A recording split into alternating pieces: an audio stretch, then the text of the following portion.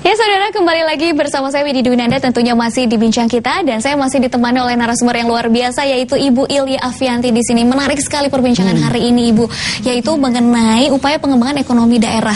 Nah, tadi melanjutkan yang tadi nih ya, apa saja yang tengah menjadi fokus OJK di tahun 2016, terutama di daerah, Ibu? Iya, tentunya OJK harus mempunyai program penguatan kantor-kantor OJK di daerah. Oke. Dan program-program kantor OJK daerah ini sudah banyak sekali ya. Yang pertama adalah pembentukan tim percepatan keuangan daerah. Ya, itu bekerja sama dengan Kementerian Dalam Negeri ya. Jadi semua Pemda ini harus membentuk tim itu untuk mengembangkan perekonomian daerahnya.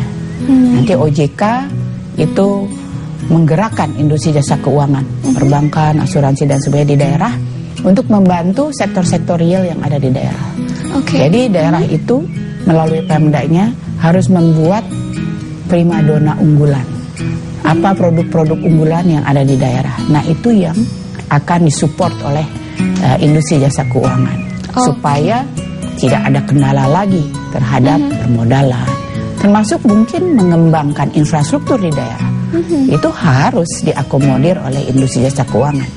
Karena daerah itu mungkin tidak berkembang karena infrastrukturnya belum ada. Jalan, jembatan, begitu ya. Kemudian transportasi, listrik dan sebagainya. Pokoknya semua sektor real yang harus digali itu harus didefinisikan, harus ditetapkan oleh gubernur dan pemerintah daerah yang nantinya akan disupport oleh industri jasa keuangan. Nah, OJK ini hanya membuat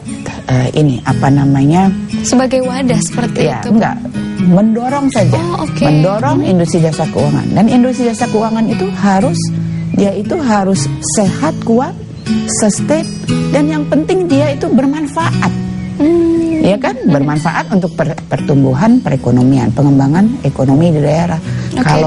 Kalau hanya dia tunggu ada nasabah yang datang, tidak akan berkembang. Dia harus jemput bola. Dan memang yang kita ketahui di daerah, mengapa tidak berkembang? Karena mereka itu masih tradisional. Pola keuangannya, pola bisnisnya. Jadi ini termasuk kendala yang ada di daerah ya Bu ya? Kendalanya begitu, masih banyak rentenir, ya begitu lintah darat, sehingga tetap miskin, ekonominya tidak bertumbuh. Begitu. Nah sekarang kita industri jasa keuangan harus hadir di tengah-tengah mereka, harus jemput bola, harus peka. Mereka itu butuh apa, bisnisnya apa, dan kadang-kadang mereka juga tidak tahu bagaimana mengembangkan bisnis itu. Padahal sudah ada di depan mata, dia tidak tahu harus bagaimana menggerakkannya, mungkin seperti itu. Jadi industri jasa keuangan, perbankan, asuransi dan sebagainya itu harus dekat sama masyarakat, menciptakan bisnis bersama-sama supaya uang mereka laku. Iya kan? Uang mereka laku ya secara government tentu ya. Kemudian masyarakat juga diajari bagaimana caranya berbisnis dengan baik. Nah, ini ada simbiose. Regulator juga mengawasi. Harus semua govern, harus semua akuntabel, dilaporkan dengan baik. Nah, ini kalau semua antara masyarakat, penggerak perekonomian dan kemudian industri jasa keuangannya bersinergi, kemudian regulator dalam hal ini juga OJK, mendukung ya Bu, mendukung dan sebagai mitra semua jadi. Dan pembangunan dari pinggiran ini, dari remote area ini akan terwujud.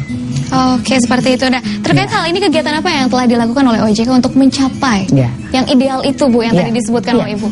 Nah, itu kan ada TPAKD, Tim Percepatan Akses Keuangan Daerah. Itu unsur-unsurnya ada Bank Indonesia, ada OJK, ada Pemda, ya, ada semua pemangku kepentingan di daerah. Dan itu semua mereka itu harus menggerakkan perekonomian. Ya. Tata kotanya, agrarianya, pertanahan, ya, kemudian semuanya tuh harus ada di situ, sehingga kalau ada program kerja dari Pemda semuanya jalan. Baik. Duit ada, begitu ya. DPRD juga menyetujui, selesai, jadinya terwujud, begitu. Tuh satu. Yang kedua, Saya akhir-akhir ini melihat dari teman-teman di daerah itu membuat forum komunikasi industri jasa keuangan. Jadi komunikasi itu sinergitas antara berbagai industri jasa keuangan saling bahu-membahu untuk mendukung program pemerintah di daerah. Begitu. Dan program-program OJK unggulan lainnya misalnya simple, simpanan pelajar itu harus di-encourage. Pelajar-pelajar itu harus diajari menabung. Baik. Ya, kemudian ya bukan hanya pelajar, ibu-ibu juga. Jadi harus menabung, ibu. Dalam menabung investasi jangan punya uang terus beli gadget, begitu ya. Ada gadget baru, ada Samsung baru, langsung beli, itu. gitu ya. Nah, jadi diajari bagaimana berinvestasi, diajari bagaimana membelanjakan uangnya dengan bijak. Kemudian ada jaring, yaitu untuk pola-pola perkreditan di daerah. Ada pola laku pandai. Laku pandai itu adalah satu sistem akses keuangan di daerah yang terintegrasi ya. Jadi kalau laku pandai nggak usah, Mbak Widi nggak usah datang ke bank mau menabung atau bayar listrik, bayar pulsa, begitu ya, tambah pulsa, itu agen laku pandainya datang. Ada agen yang langsung datang ke nasabahnya ya? Iya, udah pakai alat begini. Mau banknya apa, dia udah tinggal luar biasa, jadi memudahkan sekali. Iya, mau beli pulsa bisa, bayar listrik bisa, bayar apapun, begitu bisa. Ini seperti perwakilan dari bank daerah berarti ya, Bu? Iya, boleh bank daerah, boleh bank yang di pusat yang perwakilannya ada di daerah. Pokoknya dia itu agen laku pandai. Dan yang namanya agen laku pandai itu bukan hanya orang perbankan, guru bisa. Pemangku kepentingan bisa, siapapun begitu, dengan siapapun bisa menjadi agen dan juga bekerja sama ya. Bekerja sama dengan bank di daerah itu. Lalu bagaimana dengan feedback masyarakat terhadap program-program yang dilaksanakan? Luar biasa. Jadi masyarakat yang tadinya tidak tahu mengenai industri jasa keuangan jadi melek keuangan. Jadi melek dan mau melek investasi juga pastinya ya, Bu ya. Kemudian kemudahan-kemudahan itu kita buka. Jadi tidak lagi perlu jalan ke bank begitu.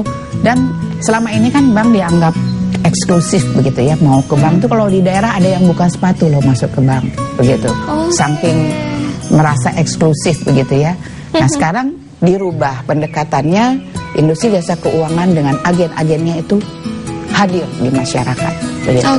Kalau ada pinjaman dengan bunga yang rendah begitu. Tentunya dengan ada program-program baru dibutuhkan sosialisasi juga biar masyarakatnya melek. Sosialisasi apa yang telah dilakukan Ibu? Sosialisasi itu sembari sambil jalan ya berarti ya. Sambil menawarkan produk. Karena sosialisasi kalau misalnya di ruangan seminar begitu, itu sudah kita lakukan di tahun 2013, 2014. Kita sekarang tinggal implementasi sekaligus menawarkan produk sekaligus mensosialisasi supaya mereka itu langsung mendapatkan manfaat. Kita akan beralih ke penguatan kantor OJK di daerah-daerah yang tentu bisa kita kulik lagi, tapi setelah jeda yang satu ini ya Bu. Tetaplah bersama kami, tetap di Bincang Kita.